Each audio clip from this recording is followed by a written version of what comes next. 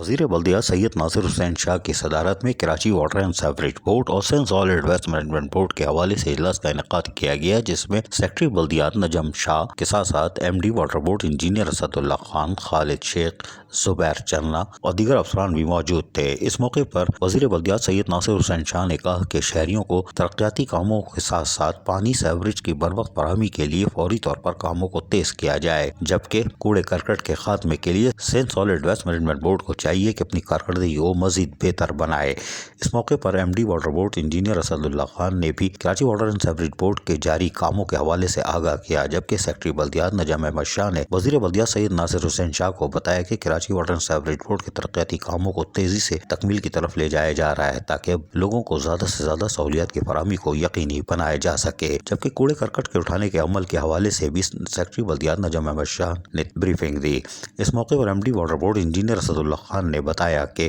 Karachi water and sewerage board تعطیل کے دوران بھی لوگوں کو سہولتوں کی فراہمی کے لیے مصروف ہے۔ افسران و ملازمین تعطیل کے دنوں میں بھی آنے والی شکایتوں کے ساتھ ساتھ خود جو مانیٹرنگ کر رہے ہیں اس پر فوری طور پر کاموں کی انجام دیا جاتا ہے تاکہ شہریوں کو پینے کے صاف پانی کی فراہمی کے ساتھ ساتھ سیوریج جیسے مسائل سے بھی فوری طور پر محفوظ رکھا جا سکے۔ عزیز عارف، KBS بلدیاتی نیوز کراچی۔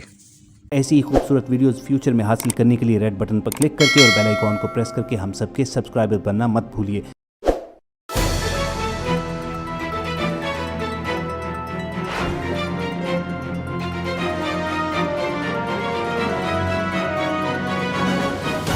KBS